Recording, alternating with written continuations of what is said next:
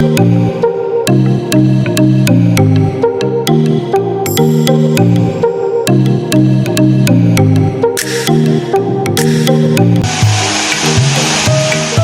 বুক চিরে ঝরছে স্বচ্ছ জলরাশি, প্রশান্তিতে গা ভেজান ভ্রমণ পিপাসুরা।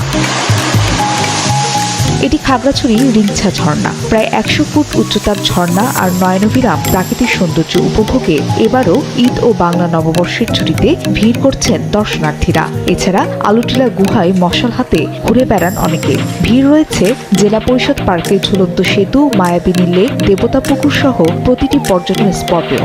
খুবই সুন্দর একটা পরিবেশ, বেড়ানোর জন্য খুবই ভালো। না আসলে কেউ বুঝতে পারবে না এখানকার প্রাকৃতিক সৌন্দর্যটা কিরকম।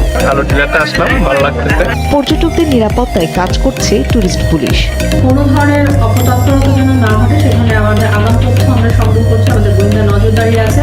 অন্যদিকে রাঙামাটির ঝুলন্ত সেতুতে ঘুরে বেড়াচ্ছেন পর্যটকরা। চৈত্রের এই তপ্ত গরম বাধা হতে পারেনি ভ্রমণ পিপাসুদের।